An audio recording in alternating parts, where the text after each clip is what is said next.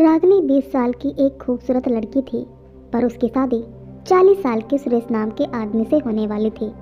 रागिनी के लिए यह बड़ी दुख की बात थी कि उसकी शादी उसके दोगुने उम्र के आदमी से होने वाली थी।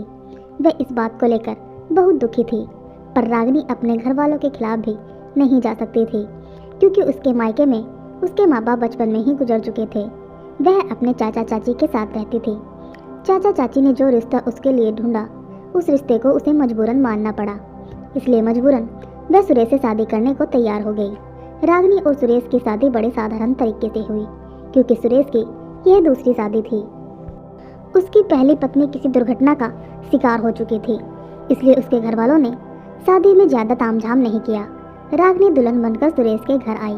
शादी की पहली रात को रागिनी ने सुरेश से बात तक नहीं की। सुरेश बहुत अच्छा इंसान था। उसने रागिनी को परेशान ना करते हुए तकिया उठा सोफे पर जाकर सो गया। सुरेश हर रात रागिनी से बात करने की कोशिश करता, पर रागिनी उसके करीब आना ही नहीं चाहती थी। सुरेश रागिनी के मन की बात समझकर रागिनी से कहता कि रागिनी जी, जब आपकी सहमति होगी तब मैं आपके करीब आऊँगा। यही कहकर सुरेश तकिया उठाकर रोज सोफे पर जाकर सो जाता। इसी तरह रागिनी और सुरेश की शादी को लगभग 1 साल गुजरने वाला था, पर सुरेश ने रागिनी से कोई शिकायत नहीं की। धीरे धीरे रागिनी को यह एहसास होने लगा कि सुरेश उम्र में चाहे मुझसे कितने भी बड़े हों, पर वह मुझे एक अच्छे इंसान लगते हैं। अगर वह अच्छे नहीं होते तो आज वे मेरे साथ कुछ भी कर सकते थे। उनका हक बनता है, पर उन्होंने मेरी मर्जी के बिना मुझे छुआ तक नहीं। मुझे उनके साथ ऐसा नहीं करना चाहिए था। अगले दिन रागिनी और सुरेश की शादी की सालगिरह थी। रागिनी ने सोचा, चलो शादी की पहली रात को ना सही, पर शादी की सालगिरह के दिन मैं अपने आप को सुरेश जी के हवाले कर दूंगी। अगले दिन रागिनी जब सोकर उठी तो बहुत खुश थी। उसने सुरेश से कहा, सुरेश जी, आज हमारी शादी की सालगिरह है। मैं चाहती हूँ कि आज हमारी शादी की सालगिरह यादगार बन जाए, और सरप्राइज के तौर पर मैं आपको एक ऐसा तोहफा दूँ जिसका इंतज़ार आप सालों से कर रहे हैं। आज पहली बार रागिनी ने सुरेश से मुस्कुराकर बात की थी। सुरेश तो बेचारा रागिनी की एक मुस्कान के लिए तरस गया था। उसने कहा, रागिनी जी, आपको मुस्कुराता देखकर आज मेरा मन प्रसन्न हो गया। मैं अभी जाता हूँ और अपनी सालगिरह के लिए केक लाता हूँ। सुरेश एक प्राइवेट स्कूल में टीचर था। उसने स्कूल से आज छुट्टी ले ली थी और दोपहर का खाना खाने के बाद केक लाने बाजार का चला गया। रागिनी भी अपनी शादी की सालगिरह की तैयारी में बिजी हो गई। दोपहर का काम निपटाने के बाद रागिनी ने सोचा, शाम के खाने में कुछ बना लेती हूँ, क्योंकि रागिनी के ससुराल में उसकी सास ससुर बहुत पहले ही गुजर चुके थे। वह अपने जेठ जेठानी के साथ रहती थी।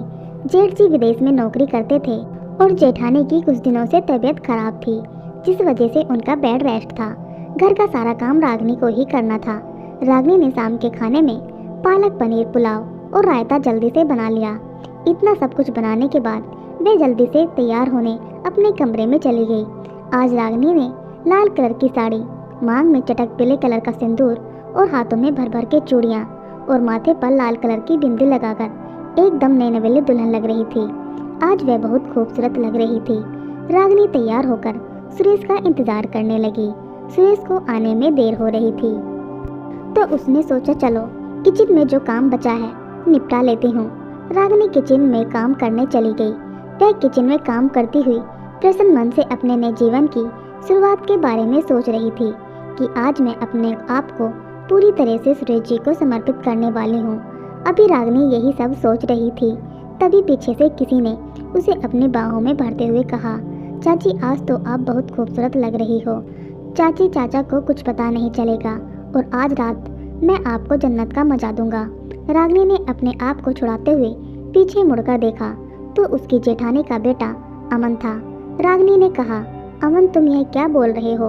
मैं तुम्हारी चाची हूँ। अमन ने रागिनी को अपने मोबाइल में एक तस्वीर दिखाते हुए कहा, चाची, आप तो मेरी चाची हो, पर चाची की तरह दिखती नहीं हो, और अगर आप मेरी बात नहीं मानी तो मैं आपके बारे में चाचा को सब कुछ बता दूंगा कि शादी के पहले आपने क्या क्या किया।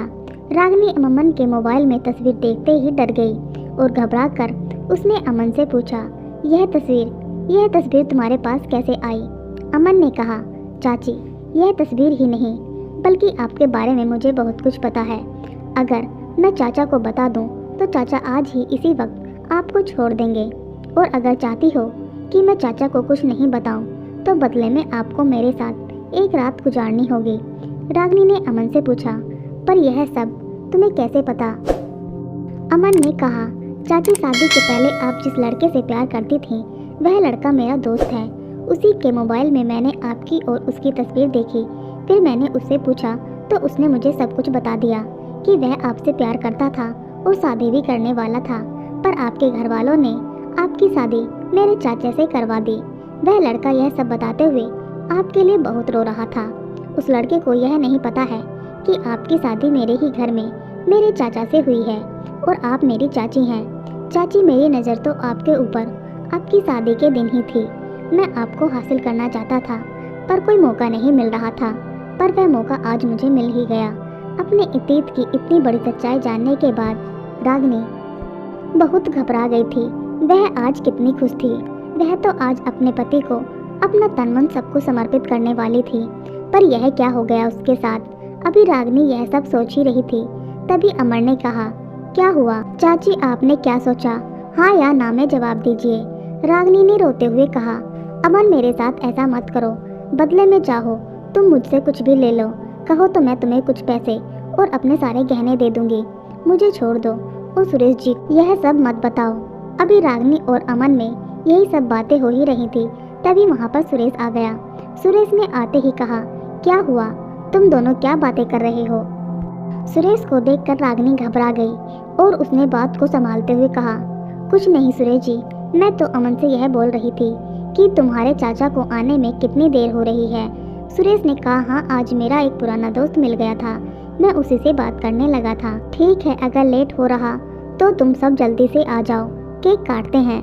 रागिनी ने कहा, जी सुरेश जी, मैं आरती की थाल लेकर आती हूँ। सुरेश और रागिनी ने मिलकर केक काटा और अपनी शादी की सालगिरह मनाई।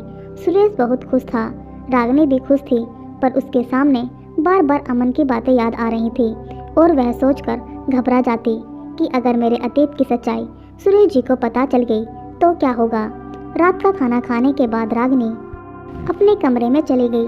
रागिनी ने अपने कमरे को सुहाग की सेज की तरह सजाया हुआ था। कमरा गुलाब की खुशबू और परफ्यूम की महक से महक रहा था। सुरेश जब कमरे में आया तो रागिनी बिस्तर पर बैठी हुई सिसक सिसक कर रो रही थी। रागिनी को रोता हुआ देख सुरेश घबरा गया और उसके पास जाकर बोला, क्या हुआ रागिनी जी, आप रो क्यों रही हैं? आपने तो कहा था कि सरप्राइज के तौर पर मैं आपको एक बहुत बड़ा तोहफा दूंगी, तो बताइए मेरा तोहफा कहाँ है? रागिनी सुरेश के गले से लिपटकर फूट फूट कर रोती हुई कहने लगी, सुरेश जी, वह तोहफा देने से पहले मैं आपको कुछ बताना चाहती हूँ। मेरे अतीत की सच्चाई जानने के बाद अगर आप मुझे अपनाएंगे तो वही आपका तोहफा होगा। रागिनी ने सुरेश को अपने और रवि के बारे में सब कुछ बता दिया कि वह शादी से पहले रवि नाम के लड़के से प्यार करती थी और उससे शादी भी करना चाहती थी, पर घर वालों ने जबरदस्ती मेरी शादी आपसे करवा दी। मेरे और रवि के बारे में आपके भतीजे अमन को सब कुछ पता चल गया है। वह मुझे ब्लैकमेल कर रहा है और बदले में वह मेरे साथ एक रात गुजारना चाहता है। रागिनी के मुंह से सुरेश जब यह सब सुना तो वह सम रह गया। उसने कहा, अमन यह सब करने के बारे में सोचेगा, मैंने सपने में भी नहीं सोचा था। सुरेश ने रागिनी से कहा कि रागिनी जी, शायद मैं आपको समझ नहीं पाया कि मेरी और आपकी उम्र में बहुत ज़्यादा फासला है, इसलिए आप मुझे पसंद नहीं करती हैं और मुझसे दूर दूर रहती हैं।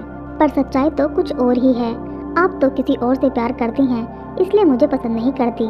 रागिनी ने कहा, सुरेश जी, जब मैं आई थी तो आपको पसंद नहीं करती थी, पर आपकी अच्छाइयों ने मेरे मन और तन दोनों को जीत लिया। अब मैं अपने अतीत को भूल चुकी हूँ और दिल से मैं आपकी होना चाहती हूँ। सुरेश ने रागिनी से कहा, रागिनी जी, मुझे यह सुनकर बहुत खुशी हुई कि आप अपने अतीत को भूलकर मेरे साथ ज़िंदगी गुजारना चाहती हैं और मुझे इस बात की भी खुशी है कि आपने अमन का साथ ना देते हुए मुझे समझा और अपने अतीत की गलतियों को बताया। नहीं तो लोग गलत कदम उठा लेते हैं और बहुत बड़े दलदल में फंस जाते हैं। सुरेश रागिनी को अपने गले से लगा लिया। आज रागिनी और सुरेश दोनों एक हो चुके थे। अगले दिन सुरेश अमन के पिता के पास फ़ोन करके अमन की सारी सच्चाई बता दी और कहा, भैया, आपके बेटे ने जो हरकत करने की कोशिश की है, यह जानने के बाद अब मैं एक पल भी इस घर में नहीं रह सकता। यही कहकर सुरेश रागिनी को लेकर दूसरे घर में रहने चला गया। दोस्तों, अगर अपनों का साथ हो तो इंसान बड़ी से बड़ी मुश्किल का सामना बड़ी आसानी से कर